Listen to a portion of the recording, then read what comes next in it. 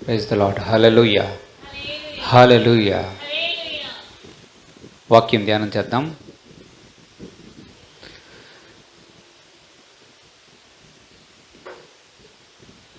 యోహాను సువార్త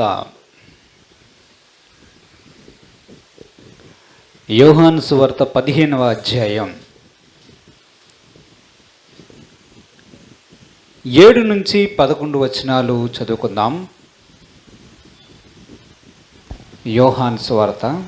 నాయందు మీరును మీ యందు నా మాటలను నిలిచి ఉండిన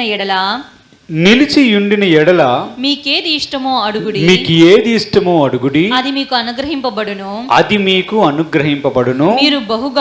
మీరు బహుగా ఫలించుట వలన నా తండ్రి మహిమపరచబడును. ఇందువలన మీరు నా శిష్యులగుదురు. తండ్రి నన్ను ఎలాగు ప్రేమించెనో నేనును మిమ్మును అలాగు ప్రేమించితిని. నా ప్రేమయందు నిలిచియుండుడి. నేను నా తండ్రి ఆజ్ఞలు గైకొని ఆయన ప్రేమయందు నిలిచియున్న ప్రకారము మీరును నా ఆజ్ఞలు గైకొనిన ఎడల నా ప్రేమయందు నిలిచియుందురు. చాలు, ప్రార్థన చేసుకుందాం. పరిశుద్ధుడైన తండ్రి, మహోన్నతుడైన దేవ, మీ పాదములకు వందనాలు, స్తుతులు, స్తోత్రం చెల్లిస్తున్నాం. ఈ నూతన సంవత్సరములో నీ సన్నిధిలో ప్రభువా తండ్రి మేము కూడి ఉన్నాం. నీ వాక్యం సత్యమైనది. నీ వాక్య సత్యం మా హృదయమనే పలకల మీద మీరు రాయండి ప్రభు. నీ వాక్యంలో ఉన్నటువంటి విషయాలు గ్రహించేటట్లుగా మా హృదయములు తెరవజేయమని యేసు పరిశుద్ధ నామమున నడి వేడుకొనుచున్నాము తండ్రి. ఆమేన్. హల్లెలూయా. చదవబడినటువంటి వాక్య భాగంలో ప్రభు ఒక విషయాన్ని చెప్తున్నారు. మీకు ఏది ఇష్టమో అది అడగండి, అది మీకు అనుగ్రహింపబడును. ఏమన్నాడు ప్రభు? మీకు ఏది ఇష్టమో అది నన్ను అడగండి, అది మీకు ఇస్తాను. అంతేనా? ఇంతకీ ప్రభు దగ్గర ఏమున్నాయి?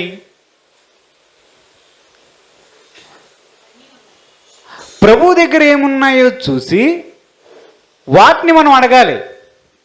అంతే కదా? మన దగ్గర ఏముంటే అదే మనం ఇవ్వగలం. అంతే కదా? దేవుని యొక్క వాక్యములో చూద్దాం ఏముంది దేవుని వద్ద. కొలస్సీలకు రాసినటువంటి పత్రిక 2వ అధ్యాయం 3వ వచనమును చూద్దాం. బుద్ధి జ్ఞానముల సర్వసంపదలు ఆయన యందే గుప్తములై ఉన్నాయి. ప్రభు ఒకవైపు చెప్తున్నాడు, మీకు ఏది ఇష్టమో నన్ను అడగండి అంటున్నాడు. తర్వాత ఏం చెప్తున్నాడంటే ఇంకొక హింట్ ఇస్తున్నాడు, ఒక సూచన చెప్తున్నాడు. నా యొద్ద ఏమున్నాయో తెలుసా? బుద్ధి ఉన్నది, జ్ఞానం ఉన్నది, సర్వసంపదలు నా దగ్గరే ఉన్నాయి అంటున్నాడు. ఆయన దగ్గర ఇంకా ఏమున్నాయి? సామెతల గ్రంథం 8వ అధ్యాయం, సామెతల గ్రంథం 8వ అధ్యాయం 14 నుంచి కొన్ని వచనాలు మనం చదువుకుందాం. ఆలోచన చెప్పుటయు లెస్సైన జ్ఞానమిచ్చుటయు నా వశము జ్ఞానాధారము నేనే పరాక్రమము నాదే నా వలన రాజులు ఏలుదురు అధికారులు న్యాయమును బట్టి పాలన చేయుదురు నా వలన అధిపతులను గనులైన న్యాయాధిపతుల అందరును ప్రభుత్వము చేయుదురు. నన్ను ప్రేమించు వారిని నేను ప్రేమించుచున్నాను. నన్ను జాగ్రత్తగా వెతుకువారు నన్ను కనుగొందురు. ఐశ్వర్య ఘనతలను స్థిరమైన కలిమియు నీతియు నా యొద్ద ఉన్నవి. మేలిమి బంగారు కంటెను అపరంజి కంటెను నా వలన కలుగు ఫలము మంచిది ప్రశస్తమైన వెండి కంటే నా వలన కలుగు వచ్చుబడి దొడ్డది. నీతి మార్గమునందు న్యాయ మార్గముల యందును నేను నడుచుచున్నాను. నన్ను ప్రేమించు వారిని అది. ఇప్పుడు యేసు ప్రభు వారు ఇంకా చెప్తున్నారు. ఆయన ఎవరు చెప్తున్న విషయం? ఎవరు చెప్తున్నారు? ప్రభువే చెప్తున్నారు. ఏం చెప్తున్నారు? జ్ఞానానికి ఆధారం నేనే, పరాక్రమము నా వలననే వస్తుంది. పరాక్రమం అంటే రాజుల పరాక్రమం, అధికారులు ఏలడం నా వలనే కలుగుతుంది.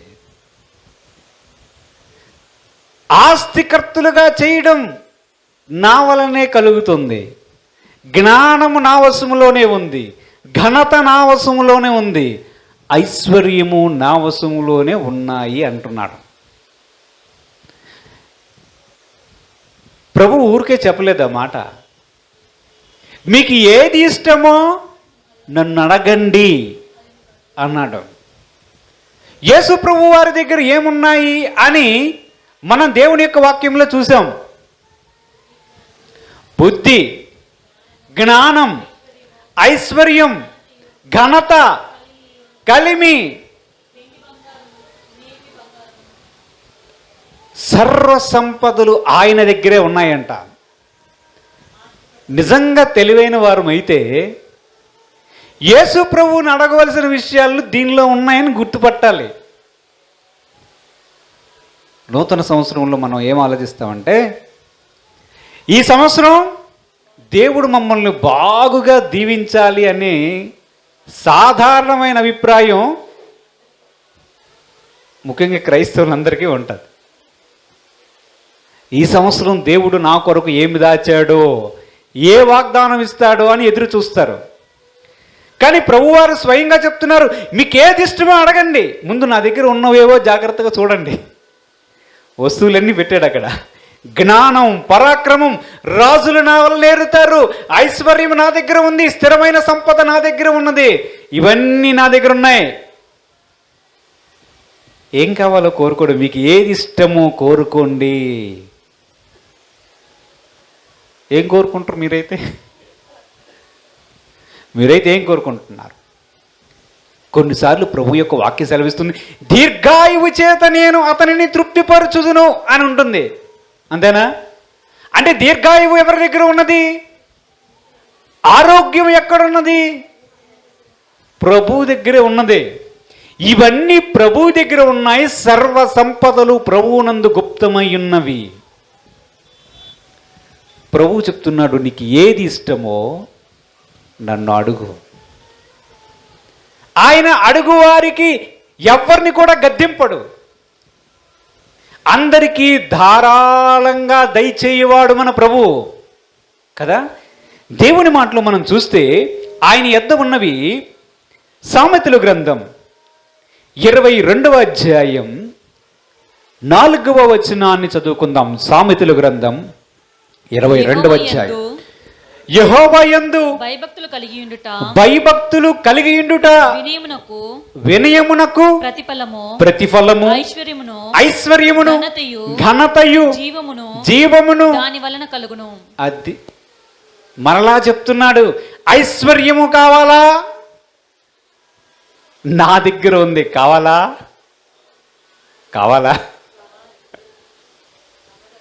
ఎవరైనా విన్నారనుకోండి, ఇదేదో మెటీరియలిస్టిక్ ప్రీచింగ్ అనుకుంటారు, లోక సంబంధమైన విషయాల గురించి బోధిస్తున్నారు అనుకుంటారు. కానీ కాదు, ఆయన చెప్తున్నాడు, నా యొద్ద ఉన్నవి ఐశ్వర్యం ఉన్నది. ఎవరు కావాలి ఐశ్వర్యం?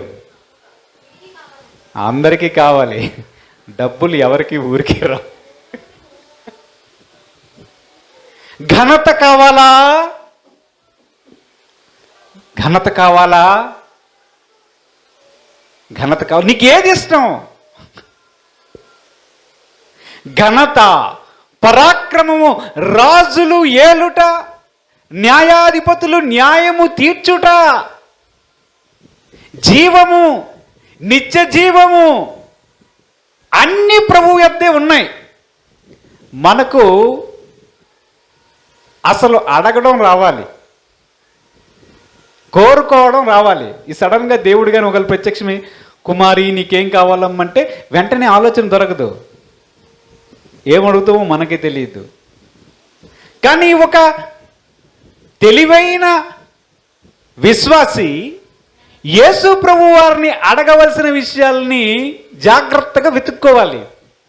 సరే, నన్ను అడగమన్నాడు, నాకు ఇష్టముగా ఉన్నవి ఏదో అడగమన్నాడు, నేనేం అడగాలి? అసలు ప్రభు వద్ద ఏమున్నాయని తెలుసుకోవాలి. ఇప్పుడు చూసాం కదా ఏమున్నాయో. ఉన్నాయా? ఫిలిప్పీలకు రాసినటువంటి పత్రిక 4వ అధ్యాయం 19వ వచనాన్ని చూద్దాం. కాగా దేవుడు తన ఐశ్వర్యము చొప్పున క్రీస్తు యేసునందు మహిమలో మీ ప్రతి అవసరమును తీర్చును. అది ఏముంది మళ్ళా? మనము ధనవంతులము కావాలనని ఆయన దరిద్రుడాయను. అంతేనా? క్రీస్తు యేసు యొక్క ఐశ్వర్యములో మన ప్రతి అవసరాన్ని కూడా తీర్చే గొప్ప సంపద ప్రభు దగ్గర ఉన్నది. ఇప్పుడు మీ ముందు ఉంచుకోండి, ప్రభు దగ్గర ఏమేమి ఉన్నాయి. ఇది కోరాలి. ఏం కోరాలి? ఏం కోరాలి? మీరైతే ఏం కోరుకుంటారు? మీ ముందు పెట్టాడు ప్రభు జ్ఞానం, సంపద, ఐశ్వర్యం, స్థిరమైన కలిమి, బుద్ధి జ్ఞానములు, ఘనత, పేరు ప్రఖ్యాతులు ఉన్న ఇవన్నీ నా వల్లనే అవుతాయి. ఏం కావాలో కోరుకుంటే అంటే మనం ఏం కోరుకుంటాం? జ్ఞానం కోరుకుంటారా? మీరైతే ఏం కోరుకుంటారు? జ్ఞానం సంగతి ఎందుకు అనవసరం. మళ్ళీ జ్ఞానం ఉపయోగించి మళ్ళీ ఐశ్వర్యం సంపాదించాలని ఐశ్వర్యం కోరుకుంటారా? చూడండి, ఆదికాండం 49వ అధ్యాయం 22వ వచనాన్ని చూద్దాం. యోసేపు ఫలించెడి కొమ్మ ఊట యొద్ద ఫలించెడి కొమ్మ దాని రెమ్మలు గోడ మీదికి ఎక్కి వ్యాపించును. అది యోసేపుకు ఒకటి ఇచ్చాడు దేవుడు. యోసేపుకి ఏం తెలుసా? ఫలించే కొమ్మగా ఉండేటట్లు యోసేపును చేశాడు. మనం ఇందాక యోహాను సువార్త 15వ అధ్యాయంలో చదువుకున్నప్పుడు ఏముంది? మనము బహుగా ఫలించుట వలన తండ్రి నామము ఘనపరచబడుతుంది కదా. మనము బహుగా ఫలించుట వలన తండ్రి మహిమపరచబడతాడు, తండ్రి ఘనపరచబడతాడు. అందుకు యేసు ప్రభు వారు చెప్తున్నది, మీకేది ఇష్టమో అడగండి ఇస్తా, మీకేది ఇష్టమో అడగండి అది ఇస్తా, మీకేది ఇష్టమో అడగండి అది ఇస్తాను అంటున్నాడు. యోసేపు గారికి ఇచ్చినది ఏమిటో మనం చూద్దాం. ఆదికాండం 39వ అధ్యాయం 2-3 వచనాలు చదువుకుందాం. యెహోవా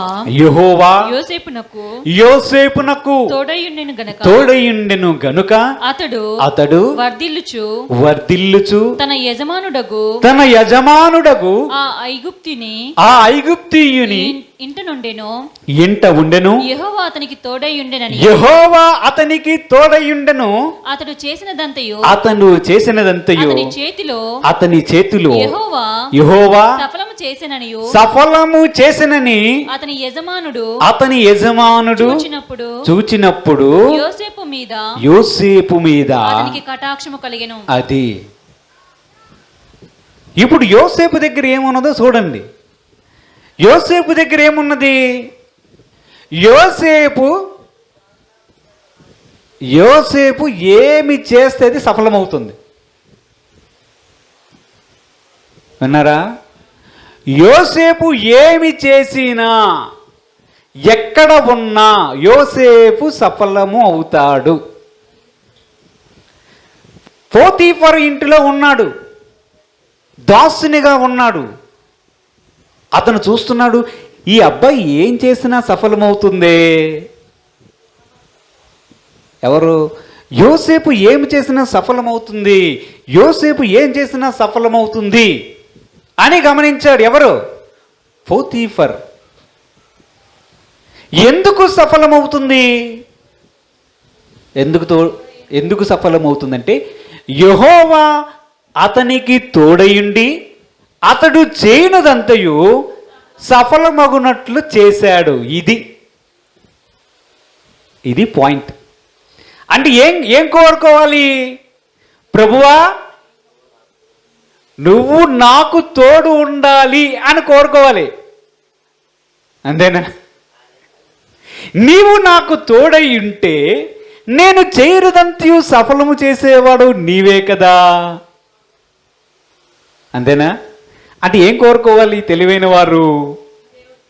ప్రభువా నీవు నాకు తోడుగా ఉండు అని అడగాలి. ఇది ఇష్టమేనా? మీకు ఇష్టమైనవి ఏదో అడగండి అన్నాడు. ప్రభువా నేను చేసినదంతా సఫలమయ్యేటట్లు నా చేతులను దీవించు అని అడగాలి కదా. చూద్దాం దేవుని యొక్క వాక్యంలో ఆదికాండం 39వ అధ్యాయంలోనే 21 నుంచి 23 వచనాలు ఒకసారి చదువుకుందాం. అయితే యెహోవా యోసేపునకు తోడయుండి అతని యందు కనికరపడి అతని మీద ఆ చెరసాల యొక్క అధిపతికి కటాక్షము కలుగునట్లు చేసెను. చెరసాల అధిపతి ఆ చెరసాలలో ఉన్న ఖైదీలు అందరినీ యోసేపు చేతికి అప్పగించెను. ఏమి చేసిరో అదంతయు అతనే చేయిచుండెను. యెహోవా అతనికి తోడయుండెను గనుక ఆ చెరసాల అధిపతి అతని చేతికి అప్పగింపబడిన దేని గూర్చియు విచారణ చేయకయుండెను. అతని చేయనది యావత్తును యెహోవా సఫలమగునట్లు చేసిరు. దేవునికి స్తోత్రం కలుగును గాక. హల్లెలూయా. కనీసం 2 సాక్షులు ఉండాలి ఏదైనా విషయం గురించి కదా. అంతేనా? మొదటి సాక్షి ఎవరు? పోతీఫర్ చూసాడు, యోసేపు చేసినంతా సఫలమవుతుంది. కొంతమంది చేతికి ఏమి ఇచ్చినా సరే 4 ముక్కలైపోతుంది. కొంతమంది యొక్క బాధ ఏమిటంటే, నేను అడుగు పెట్టాను స్టాక్ మార్కెట్ దబాలమన్నా అంటే అంతవరకు సెన్సెక్స్ 70,000 80,000 వెళ్ళింది. అమ్మ వెళ్ళిపోతుంది, అందరూ కోటీశ్వరులు అయిపోతున్నారు, ధనవంతులు అవుతున్నారు, నేను ఒక 10,000 ఇన్వెస్ట్ చేస్తానని పెట్టాడు. అంతే, స్టాక్ మార్కెట్ దవ 50,000. సరే, నా అడుగు పడింది, నా హస్తము స్టాక్ మార్కెట్ మీద ఉన్నది, అది కుప్పకూలెను.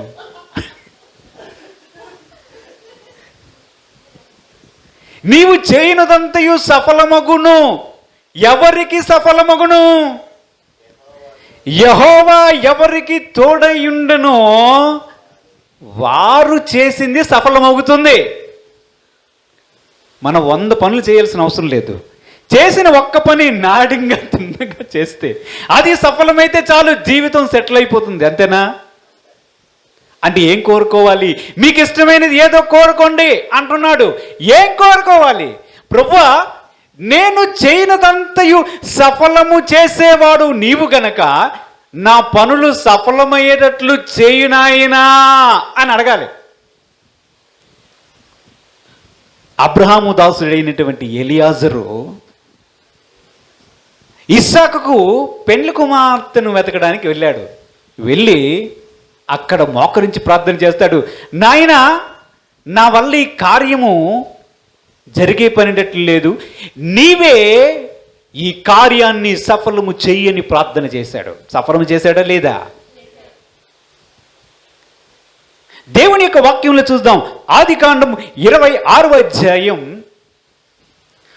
12 నుంచి 13 వచనాలు, 12-13 వచనాలు చదువుకుందాం. ఇస్సాకు ఆ దేశమందు ఉన్నవాడై విత్తనము వేసి ఆ సంవత్సరము నూరంతలు ఫలము పొందెను. యెహోవా అతనిని ఆశీర్వదించెను గనుక ఆ మనుష్యుడు గొప్పవాడాయెను. దేవునికి స్తోత్రం కలుగును గాక. హల్లెలూయా. ఎవరు విత్తనాలు వేస్తున్నారు? ఇస్సాకు వ్యవసాయం చేస్తున్నాడు. ఎప్పుడు తెలుసా? కరువు వచ్చింది. కరువు ముగుస్తున్న సమయంలో ఇస్సాకు గారు వెళ్ళి వ్యవసాయము చేసి విత్తనాలు వేస్తే ఆ విత్తనాలకి పంట 100 రెట్లు వచ్చిందంట. హుదు తుఫాను రాలేదు, ఆ తుఫాను రాలేదు, పంట చేతికి వస్తునే సమయంలో ఏ తుఫాను రాలేదు, వెన్నులు విరిగిపోలేదు, చేతికొచ్చిన పంట నాశనము కాలేదు. ఒక్క విత్తనానికి 100 రెట్లు. హైబ్రిడ్ సీడ్స్ కాదు. ఇప్పుడైతే జెనెటిక్ ఇంజనీరింగ్ వచ్చింది, హైబ్రిడ్ సీడ్స్ వచ్చాయి. కానీ ఇస్సాకు విత్తనాలు వేసేటప్పుడు హైబ్రిడ్ సీడ్లు ఉన్నాయా? విత్తనాలు ఉన్నాయా? ఉన్నాయా? నాటట. నాటు విత్తనాలే. నాటు విత్తనాలకి 100 రెట్లు ప్రతిఫలం వచ్చింది. ఎందుకు? యెహోవా ఆశీర్వాదం ఇస్సాకు మీద ఉన్నది. యెహోవా అతన్ని ఆశీర్వదించాడు గనుక అది 100 రెట్లు ప్రతిఫలం దొరికింది. అంటే సఫలము చేసేవారు ఎవరు? యెహోవాయే. ఎవరి దగ్గర ఉన్నది? సఫలము అగునట్లు చేసేది ఎవరు అంటే ప్రభు అని చెప్పాం. మరి మనం కోరుకోవలసింది ఏంటి? ప్రభువా, నీవు నాకు తోడుగా ఉండు, నీవు నాతో ఉండు, నేను చేయనదంతా సఫలమయ్యే ఆ వరాన్ని అనుగ్రహించు ప్రభువా. అది కోరుకోవాలి. ఇంకా ఏం కోరుకోవాలి చూద్దాం. ఏం కోరుకోవాలి? ఆయన దగ్గర ఏమున్నాయి? మొదటి రాజుల గ్రంథం 3వ అధ్యాయం 4-5 వచనాలు ఒక్కసారి చదువుదాం. గిబియోను ముఖ్యమైన ఉన్నత స్థలమై యుండెను గనుక బలులను అర్పించుటకై రాజు అక్కడికి పోయి ఆ బలిపీఠం మీద 1000 దహన బలులను అర్పించెను. గిబియోనులో యెహోవా రాత్రివేళ స్వప్నమందు సొలొమోనుకు ప్రత్యక్షమై నేను నీకు దేనిని ఇచ్చుట నీకిష్టమో దానిని అడుగుము అని దేవుడు అతనితో సెలవీయగా, అదే గిబియోనులోకి వెళ్ళి కొన్ని దాన బలులను అర్పించి సొలొమోను గారు వచ్చి చక్కగా మంచం మీద పడుకున్నాడు. పడుకుంటే రాత్రి వేళ ప్రభు యొక్క దర్శనం అతనికి వచ్చింది.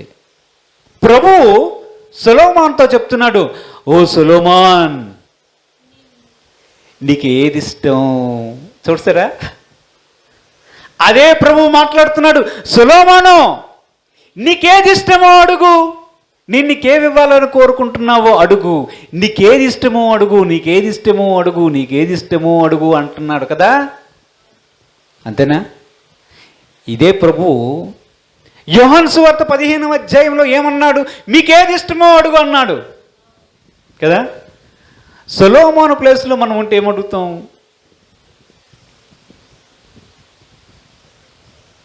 సొలొమోను గారి ప్లేస్లో ఆ నిద్రలో అయితే మనం ఏమడుగుతామో మనకే తెలియదు. కానీ సొలొమోను ఏమడుగుతున్నాడు? ఏమడుగుతున్నాడో చూడండి. 9 నుంచి మనం చూస్తే, 3వ అధ్యాయం 9వ వచనం నుంచి చూస్తే, ఇంత గొప్పదైన ఆ నీ జనమునకు నీ జనమునకు న్యాయం తీర్చగలవాడు న్యాయము తీర్చగలవాడు ఎవడు? కాబట్టి నేను మంచి చెడ్డలు వివేచించి నీ జనులకు న్యాయము తీర్చినట్లు నీ దాసులనైనా నాకు వివేకము గల హృదయము దయచేయము సొలొమోను చేసిన ఈ మనవి ప్రభువునకు అనుకూలమాయను గనుక దేవుడు అతనికి ఇలాగు సెలవిచ్చెను, దీర్ఘాయువునైనను ఐశ్వర్యమునైనను నీ శత్రువుల ప్రాణమునైనను అడగక న్యాయమును గ్రహించునట్లు వివేకమును అనుగ్రహించమని నీవు అడిగితివి. నీవు ఇలాగు అడిగినందున నీ మనవి ఆలకించుచున్నాను. బుద్ధి వివేకములు గల హృదయము నీకిచ్చుచున్నాను. పూర్వీకులలో నీ వంటి వాడు ఒకడును లేడు. ఇక మీదట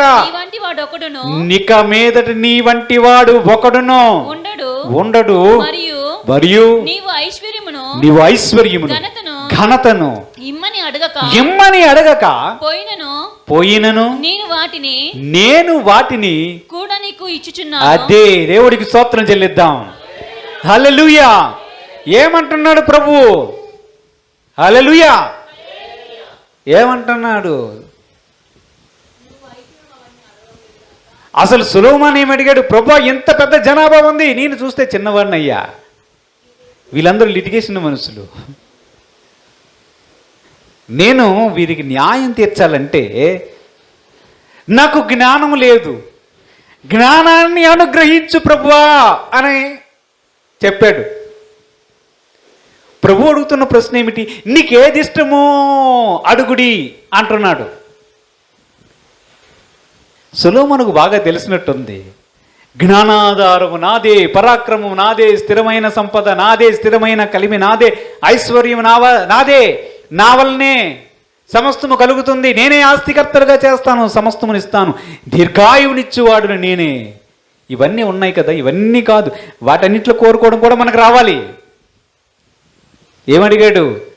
జ్ఞానాన్ని దయచేయి ప్రభువా అంటే ప్రభు ఏం దయచేశాడు? ఆ జ్ఞానాన్ని దయచేశాడు. దయచేయడంతో పాటు ఏం చెప్పాడు? అసలు అడిగింది ఏంటి అంటే, మన ప్రభు ఎలాంటి వాడో చూడండి. మీకు ఏది ఇష్టమో అడుగుడి అని ఆయనే అడుగుతున్నాడు. అడిగిన తర్వాత బోనస్లు కూడా ఇస్తున్నాడు. జ్ఞానం అడిగితే, జ్ఞానము ఎలాంటి జ్ఞానం అంటే, పూర్వీకుల్లో నీ వంటి వాడు ఎవడునూ ఉండడు, భవిష్యత్ తరముల్లో కూడా నీ వంటి జ్ఞానము గలవాడు ఎవడు ఉండడు అని ఆయన ఒక మాట చెప్పేశాడు. అంటే ఎటువంటి జ్ఞాన హృదయాన్ని సొలొమోనుకు దేవుడు అనుగ్రహించాడో చూడండి. అంత జ్ఞానము అనుగ్రహించగలడు దేవుడు. అంతేకాకుండా ప్రభు ఏం చెప్పాడు? నువ్వు ఐశ్వర్యము అడగలేదు, దీర్ఘాయువు ఎక్కువ సంవత్సరాలు బ్రతకాలి, అవి తినాలి ఇవి తినాలి నువ్వు అడగలేదు, శత్రువుల ప్రాణమును అడగలేదు. అయినా నువ్వు ఇవన్నీ అడగకపోయినా నీకు ఘనతనిస్తున్నాను, ఐశ్వర్యమును ఇస్తున్నాను అన్నాడు. దేవుడికి స్తోత్రం. అంటే ఏమేమి ఇచ్చాడు ఇప్పుడు సొలొమోనుకి? ఏమేమి ఇచ్చాడు? జ్ఞానం ఇచ్చాడు, ఐశ్వర్యం ఇచ్చాడు, ఘనతనిచ్చాడు. ఇంకేం కావాలి? ఇంకేం కావాలి చెప్పండి? ఇవి మూడు మీ దగ్గర ఉంటే ఏం చేస్తారు? మీకు మంచి పేరుంది, బాగా డబ్బులు ఉన్నాయి, జ్ఞానానికి ఏమాత్రం కూడా కొదువు లేదు. ఏం కావాలి? ఇంకా ఏమైనా అవసరం ఉంటుందా? చూద్దాం దేవుని యొక్క వాక్యములో 1వ రాజుల గ్రంథం 4వ అధ్యాయం 29 నుంచి 31 వచనాల వరకు చదువుకుందాం. 4వ అధ్యాయం. దేవుడు జ్ఞానమును బుద్ధిని వర్ణింప సఖ్యము కాని వివేచన గల మనస్సును సొలొమోనుకు దయచేసెను గనుక సొలొమోనుకు కలిగిన జ్ఞానము తూర్పు దేశస్థుల జ్ఞానము కంటెను ఐగుప్తీయుల జ్ఞానము కంటెను అధికమైన యుండెను అతడు సమస్తమైన వారి కంటెను యెజ్రెయీయుడైన ఏతాను కంటెను మహోలు కుమారులైన హేమేను కల్గోలు దర్దు అను వారి కంటెను జ్ఞానవంతుడై యుండెను గనుక అతని కీర్తి చుట్టూ ఉన్న జనములన్నిటిలో వ్యాపితమైను అతడు 3000 సామెతలు చెప్పెను. చాలు. ఇప్పుడు జ్ఞానముతో ఆయనకు వచ్చింది ఏంటి చెప్పండి? ఈ జ్ఞానం అతని దగ్గర ఉండడం వలన అతని జ్ఞానం ఏంటంటే తూర్పు దేశస్థుల జ్ఞానము కంటే ఐగుప్తు దేశంలో ఉన్న సకల శాస్త్ర జ్ఞానముల కంటే అతనికి అత్యధికమైనటువంటి జ్ఞానము గల మనస్సును దేవుడు అనుగ్రహించాడు. ఇంత జ్ఞానం అనుగ్రహించిన తర్వాత అందరూ సొలొమోన్ని విజిట్ చేయడానికి వచ్చేవారు. సొలొమోను గారు చాలా జ్ఞానవంతులంట, ఆయన చూడ్డానికి వెళ్దామని చెప్పి ప్రజలు వచ్చి ఆయన చూసేవారు. వచ్చిన వాళ్ళందరూ కూడా బహుమానాలు కూడా తీసుకొచ్చేవారు. ఇప్పుడు ఏమైంది? సొలొమోను గారి యొక్క పేరు ప్రపంచవ్యాప్తం అయిపోయింది. ఇప్పుడు చూడండి, సొలొమోనుకి దేవుడు ఏమేమి అనుగ్రహించాడు? జ్ఞానం అనుగ్రహించాడు, ఐశ్వర్యం అనుగ్రహించాడు, ఘనత అనుగ్రహించాడు, దానితో పాటు కీర్తిని అనుగ్రహించాడు. ఈ కీర్తి ప్రపంచవ్యాప్తమైంది. దీనిలో ఏదో ఒకటి మన దగ్గర ఉన్నా సరే ఈ పాటి చర్చలో ఉండకపోయింది. దేవుడికి స్తోత్రం కలుగును కాక. హల్లెలూయా. అంటే ఎటువంటి వాడు మన దేవుడు? ఎటువంటి వాడు? మీకు ఏది ఇష్టమో కోరుకొనడి అంటున్నాడంటే ఆ అవకాశం మనకు కూడా ఇచ్చాడు. నిజంగా మనకు కానీ కరెక్ట్గా పనిచేస్తే అదే కోరుకోవాలి. నిన్న చదివింది ఈరోజు జ్ఞాపకం ఉండదు. కానీ దేవుడి దగ్గర ఏమున్నది? జ్ఞానము, వివేచన కలిగిన మనస్సును అనుగ్రహించే శక్తి గలవాడు మన ప్రభువు. అటువంటి జ్ఞానం ఆయన దగ్గర ఉన్నది. మీకేది ఇష్టమో కోరుకో అని సొలొమోను అడిగినప్పుడు సొలొమోను కోరుకొని చేసిన తెలివైన పని జ్ఞానము దయచేయి ప్రభు అంటే. ఇప్పుడు జ్ఞానంతో పాటు బోనస్ ఏంటంటే కీర్తి వచ్చింది. ఎందుకంటే ఇతని జ్ఞానం గురించి ప్రపంచవ్యాప్తంగా తెలిసిన తర్వాత సొలొమోను గొప్పవాడంట. వెళ్ళి చూద్దాం పదండి. ప్రపంచవ్యాప్తంగా కీర్తిని సంపాదించే బోనస్ గిఫ్ట్ వచ్చింది సొలొమోనుకి. ఎందుకంటే he made a right choice. దేవుణ్ణి ఏది అడగాలో మనకు ఇష్టమైనవి అడగమన్నప్పుడు ఆయన యొద్ద ఏమున్నాయో తెలుసుకోవడమే అసలు సిసలైనటువంటి విషయం. చూద్దాం దేవుని యొక్క వాక్యములో ఇంకా ఏమేమి అడగవచ్చు. ఆదికాండం 12వ అధ్యాయం 2వ వచనాన్ని చదువుకుందాం. ఆదికాండం 12వ అధ్యాయం 2వ వచనం. ఎవరితో చెప్తున్నాడు ప్రభు? నిన్ను గొప్ప జనముగా చేసి నిన్ను ఆశీర్వదించి నీ నామమును గొప్ప చేయుదును, నీవు ఆశీర్వాదముగా ఉండువు. ఎవరితో చెప్పాడు ఈ మాట? ఎవరితో చెప్పాడు ఈ మాట? అబ్రహాము గారితో ప్రభు చెప్తున్నటువంటి మాట. ఇప్పుడు అబ్రహాముకి ఇచ్చినటువంటి వాగ్దానం, నిన్ను నీ సంతానము విస్తరింపజేసేదును, అంతే కదా? మనకు తెలిసింది అంతే, అంతే తెలుసు. కానీ ప్రభువు చెప్తున్నాడు, నీ నామమును నేను గొప్ప చేయుదును. అంటే ఏమిటి? అబ్రహాము అనే పేరే ప్రపంచానికి తెలియకుండా ఉండకపోదు. మన వీధిలోనే తెలియదు మన పేరు. అబ్రహాము అనే పేరు ప్రపంచానికి తెలియకుండా ఉండదు, నీ నామాన్ని గొప్ప చేయుదును అనే మాటని అబ్రహాంకి ఇచ్చాడు. తెలివైన వాడైతే ఏం కోరుకోవాలి తెలుసా? ఘనత నా యొద్ద ఉన్నది అని ప్రభు చెప్పాడు. ప్రభు ఆ ఘనత నాకు అనుగ్రహిస్తావా? అదేదో గొప్ప పేరు కూడా, పేరు ప్రఖ్యాతులు నీ వల్లే కలుగుతాయి కదా, ఆ పేరు ఏదో కొంచెం దయచేయి ప్రభువా అని అడగగలగాలి. ప్రభు చెప్పాడు, ఘనతయు స్థిరమైన కలిమియు కీర్తి అన్నీ నా దగ్గరే ఉన్నాయి అంటున్నాడు. అబ్రహాము అడగకపోయినా ప్రభు చెప్తున్నాడు, నీ నామమును గొప్ప చేయుదును అన్నాడు. చేశాడా లేదా? యెహోషువ గ్రంథం 3వ అధ్యాయం 7వ వచనాన్ని చదువుకుందాం. యెహోషువ గ్రంథం 3వ అధ్యాయం. అప్పుడు యెహోవా యెహోషువతో ఇట్లా నేను మోషేకు తోడయుండునట్లు నీకును తోడయుందునని ఇశ్రాయేలందరూ ఎరుగునట్లు నేడు వారు కన్నుల ఎదుట నిన్ను గొప్ప చేయ మొదలుపెట్టెదను. ఎవరితో చెప్తున్నాడు ప్రభు? యెహోషువతో చెప్తున్నాడు. ఇశ్రాయేలు ప్రజల కన్నుల ఎదుట ఏం చేస్తానంటున్నాడు? నిన్ను గొప్ప చేస్తాను అంటున్నా. అంటే మనుషుల ఘనత రావడం అనేది ఎవరి చేతిలో ఉన్నది? ఎవరి చేతిలో ఉన్నది? దేవుని చేతిలో ఉన్నది. ఆయన ఏం చెప్పాడు? సామెతల గ్రంథం మనం ఇందాక చదువుకున్నప్పుడు, ఘనత నా దగ్గర ఉన్నది. కావాలా?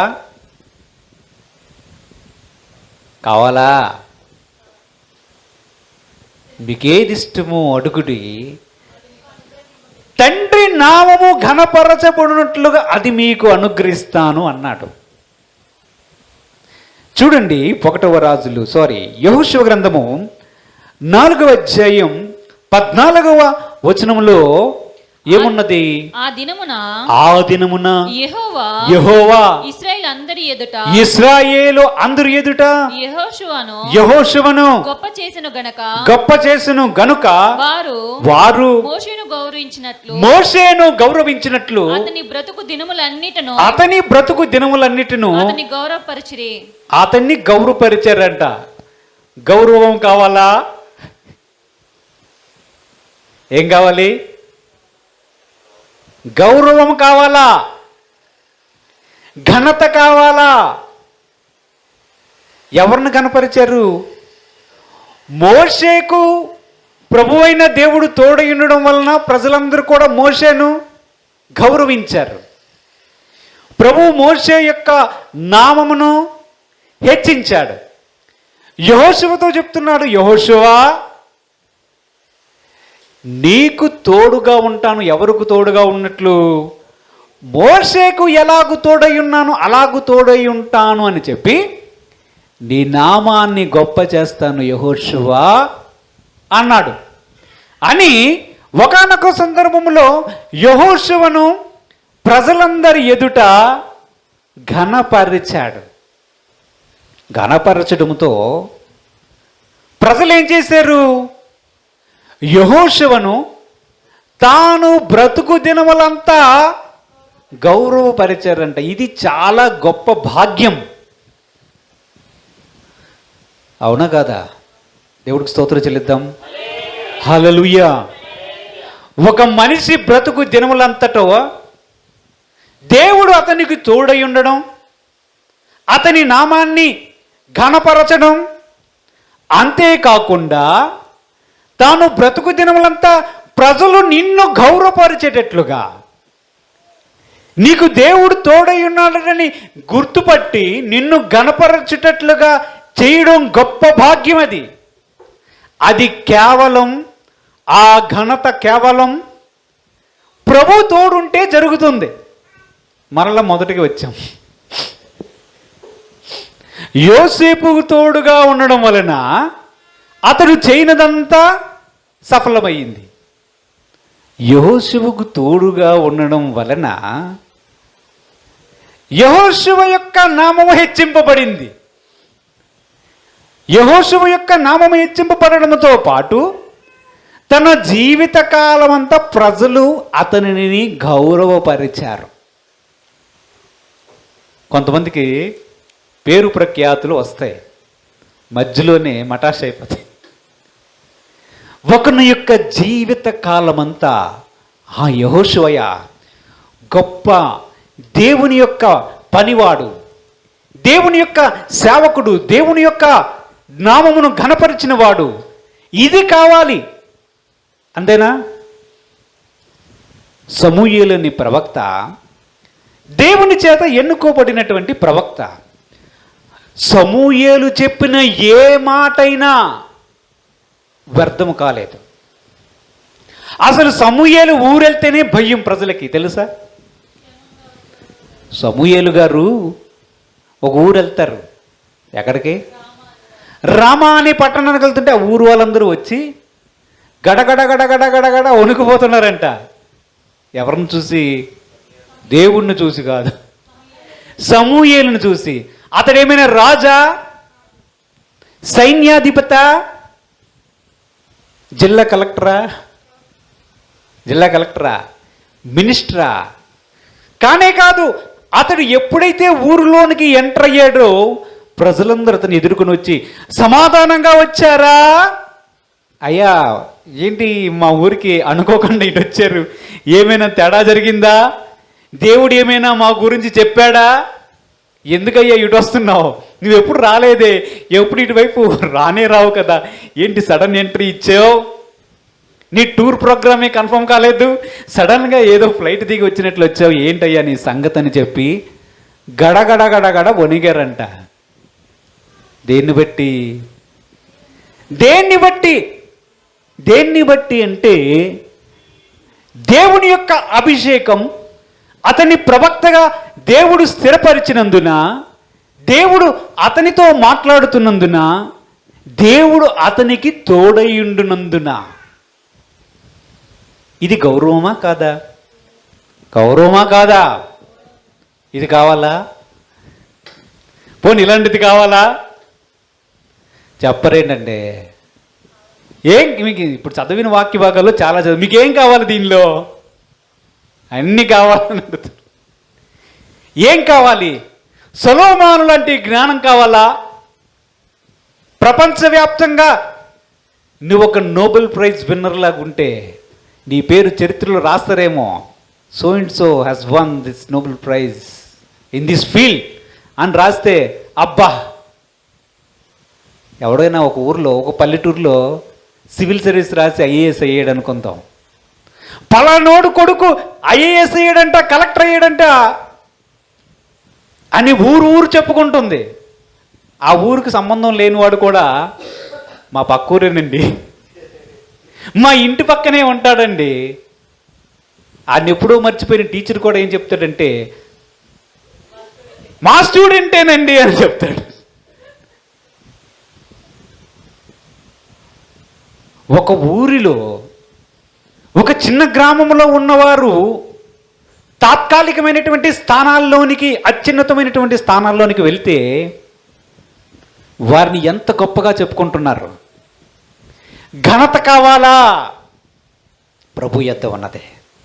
చూద్దాం దేవుడి యొద్ద ఇంకా ఏమున్నాయో. ఆదికాండం 18వ అధ్యాయం 13వ అధ్యాయం 1 నుంచి 6 వచనాలు కలిసి చదువుకుందాం. చదవండి. అబ్రహాము తనకు కలిగిన సమస్తమును తన భార్యను తనతో కూడా ఉన్న లోతును వెంట పెట్టుకొని ఐగుప్తులో నుండి వెళ్ళెను.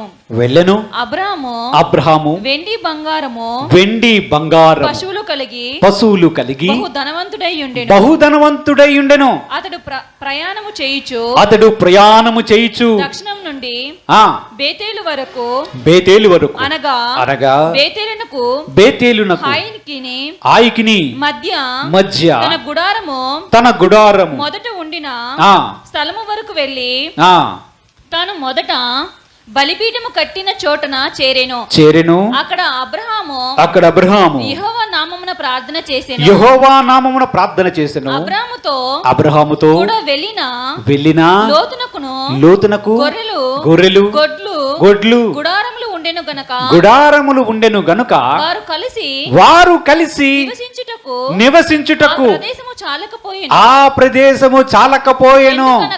ఎందుకనగా వారి ఆస్తి వారు కలిసి నివసించలేనంత విస్తారమాయెను. దేవునికి మహిమ కలుగును గాక. హల్లెలూయా. అబ్రహాం గారు తండ్రి దేశం నుంచి వచ్చినప్పుడే కొంచెం ఆస్తి ఉంది. తనతో పాటు ఎవరు వచ్చారు? లోతు వచ్చాడు. గొర్రెలు గొడ్లు సంపద గుడారాలు ఉన్నాయి. దేవుడు వారిని ఏ విధంగా దీవించాడని వాక్యం సెలవిస్తుందంటే, వారిద్దరూ కలిసి జీవించడానికి వీలు లేనంతగా ఉందంట ఆస్తి. ఎంతది? ఎవరు? చిన్నాన్న కొడుకు కలిసి. అబ్రహాం గారు ఏమవుతారు లోతు గారికి? చిన్నానైనా పెద్దనాన్న ఏదో ఒక నాన్న. దేవుడికి స్తోత్రం. హల్లెలూయా. వారు ఇద్దరూ కలిసి జీవించడానికి వీలు లేనంత అయిందట. ఎవరిది? ఆస్తి అయ్యింది. ఇది ఎవరి వల్ల కలిగింది? ఎవరి వల్ల కలిగింది? యెహోవా వలన కలిగింది. దానిలో రివర్స్లో జరుగుతుంది సాధారణంగా మనం ఆలోచిస్తే. ఆ 100 గజాల్లోనే 3 కుటుంబాలు ఉంటాయి. ఆడుకొక సందు 8 అడుగులు 8 అడుగులు 8 అడుగులు ఉంటాయి. కానీ వీళ్ళేంటి అందరూ కలిసి జీవిద్దామన్నా సరే ప్లేసులు సరిపోవడం లేదంట. దేవుడు చెప్తున్నాడు, స్థిరమైన కలిమియు ఐశ్వర్యము. ఏంటది? ఐశ్వర్యము నా యొద్ద ఉన్నవి. అబ్రహామును దేవుడు దీవించాడు. అబ్రహాముతో పాటు లోతు ఉండడం వలన లోతు కూడా దీవించబడి ఆ పశువులు మల్టిప్లై అయిపోయాయి, విస్తారమైపోయాయి. కాబట్టి ఇద్దరు కూడా పశువుల కాపులకి ఇద్దరికి మధ్య నీ ఆస్తంతా నా ఆస్తంతా అన్నంత వరకు వచ్చింది. ఎందుకు వచ్చిందంటే దేవుడు వారి ఆస్తిని ఐశ్వర్యముగా మార్చాడు. కలిసి జీవించలేనంత విస్తారమైనటువంటి ఆస్తి వచ్చినట్లుగా దేవుడు ఆశీర్వదించాడు. ఇది కావాలా? ఇది వద్దా? కావాలంట. దేవుడికి స్తోత్రం. హల్లెలూయా, హల్లెలూయా. ఆదికాండం 25వ అధ్యాయం 5-6 వచనాలు చదువుకుందాం. ఆదికాండం 25వ అధ్యాయం. అబ్రహాము తనకు కలిగినది యావత్తు ఎవరికి ఇచ్చాడు? ఇస్సాకుకి ఇచ్చెను. అబ్రహాము తన ఉపపత్నుల కుమారులకు బహుమానములు ఇచ్చి తాను సజీవుడై ఉండగానే తన కుమారుడకు ఇస్సాకు నొద్ద నుండి తూర్పు తట్టుగా తూర్పు దేశమునకు వారిని పంపివేసెను. అబ్రహాము బ్రతికిన సంవత్సరములు 170 సంవత్సరాలు బ్రతికాడంట. ఎవరు? అబ్రహాం గారు బ్రతికి ఈయన ఇస్సాకును పెళ్లి చేసుకోలేదు. వాళ్ళ అమ్మగారు ఎవరు? సారాయిని పెళ్లి చేసుకున్నాడు. దాసీన హాగరును పెళ్లి చేసుకున్నాడు.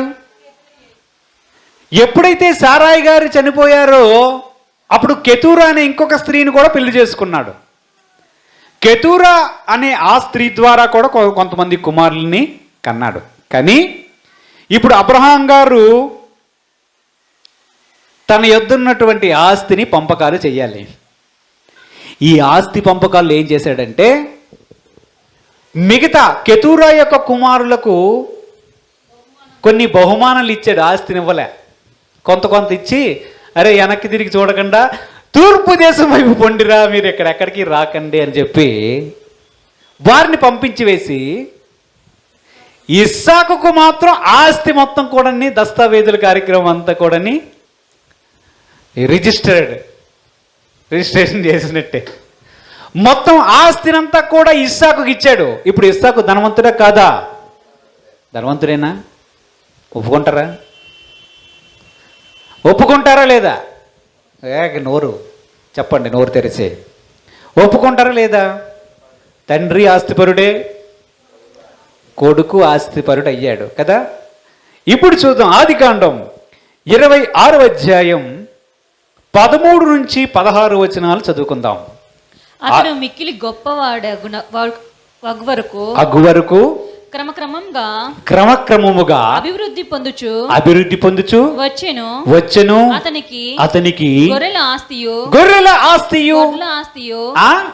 గొడ్ల ఆస్తియు దాసులు గొప్ప సమూహమును కలిగినందున ఫిలిష్తీయులు అతని యందు అసూయపడిరి. అతని తండ్రి అయిన అబ్రహాము దినములలో అతని తండ్రి దాసులు తవ్విన బావులన్నిటిని ఫిలిష్తీయులు మన్ను పోసి పూడ్చివేసిరి. అబీమెలెకు చాలు. ఏమైంది? దేవుడికి స్తోత్రం చెల్లిద్దాం. ఏమైందంటే హల్లెలూయా అంటారు. అబ్రహాము ఆస్తిపరుడు, కొడుకుకి ఆస్తి ఇచ్చాడు. కానీ దేవుని యొక్క వాక్యంలో చూస్తున్నాం, ఇస్సాకును కూడా దేవుడు ఆశీర్వదించాడు. ఆ ఆస్తి మల్టిప్లై అయ్యింది. కాంపౌండింగ్ ఎఫెక్ట్ అన్నమాట. ఎప్పుడైతే అది మల్టిప్లై అయిందో, ఇస్సాకు యొక్క ఆస్తి కూడా తండ్రి సంపాదించి తనకిచ్చిన ఆస్తి కంటే అత్యధికమైనటువంటి ఆస్తి గలవాడే ఐశ్వర్యవంతుడు అయ్యాడా? అయితే చూసి చుట్టుపక్కల వాళ్ళు ఎవరంటే ఫిలిష్తీయులు చూశారు. ఫిలిష్తీయులు చూసి ఈ ఆస్తిని చూసి అసూయపడ్డారంట. ఇదేంట్రా, వీని ఆస్తి ఏమిటి, ఆ గొర్రెలేమిటి, ఆ గొడ్లేమిటి అని చెప్పి అతను ఏం చేయలేక ఏం చేశాడంటే, అబ్రహాము తవ్వించిన బావులను చూసి అసూయతో వెళ్ళి, పదండ్రా ఈయనేం చేయలేకపోతున్నాం కానీ వాళ్ళ నాన్న తవ్వించిన బావులైనా కనీసం మూసేద్దామని చెప్పి వెళ్ళి మట్టి తీసుకొని వచ్చి ఆ మట్టి చేత అబ్రహాము గారు తవ్వించిన బావులన్నింటినీ కూడా మూయించి వేశారంటే ఇదంతా కారణం ఏంటి? కారణం ఏంటి? అసూయ. ఎందుకు అసూయ అంటే ఇస్సాకు గారికి ఉన్నటువంటి ఆస్తి చూసి అసూయ పడ్డారు. ఎవరు? చుట్టుపక్కల చూసి వీడిని ఆస్తిని చూసి గిలగిల కొట్టి ఆ ఇంటి చుట్టే తిరుగుతూ ఉన్నారేమో. ఇంటి చుట్టూ చూడడు, ఏరై ఆస్తి, ఏట గొడ్లేటి గొర్రెలేటి, వాళ్ళ నాన్న కొంత ఇచ్చాడు, ఈయన్ని చూస్తేమో ఇవే ఇంకా ఎక్కువైపోయి, ఆ దాసులేటి, ఆ జనాలేటి, ఈ గొర్రెలేటి, ఈ మేకలేటి. మొదటేమో వాళ్ళ నాన్నకి సరిపోతే ఊరంతా వెళ్ళిపోతే వాళ్ళ కొడుకు ఒకడు అటువైపు వెళ్ళిపోయాడు, మరలా వీళ్ళు వచ్చాడు, మళ్ళీ ఇదంతా పెరిగిపోతుంది. ఏంటిది అది చెప్పి ఏమీ చేయలేక పదండ్రా వెళ్ళి ఆ బావులు మూసేద్దామని చెప్పి ఆ బావులు మూసారంటే, అంటే దేవుడిచ్చే ఐశ్వర్యము చూస్తే మనుషులు అసూయపడాలి. ఉన్నది చిన్నది 100 గజాలు, దీన్ని చూస్తే ఎవడు అసూయ పెడతాడు? దిష్టి నిమ్మకాయలాగా తయారవుతుంది. ఆ ఇల్లు ఎప్పుడో కట్టి అలా గుండిపోయి, బిల్డింగ్ బాగానే ఉంది కానీ చూస్తుంటే పగులు వచ్చాయా, మంచిది పగిలిపోయిందా, సిమెంట్ ఊడిపోయిందా, పెచ్చులు ఊడిపోయావా, నాచు లేచిందిలే, అంతే మరి.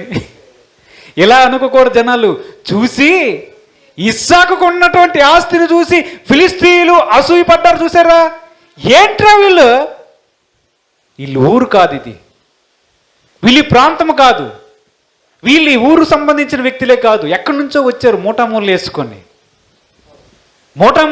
వచ్చారు. అదేమో విస్తరిస్తుంది, ఆ గొర్రెలు పెరుగుతున్నాయి, మనుషులు పెరుగుతున్నారు, ఇంట్లో పెరిచి వాళ్ళు కూడా పెరిగిపోతున్నారు, వాళ్ళకి సంతానం పెరుగుతుంది.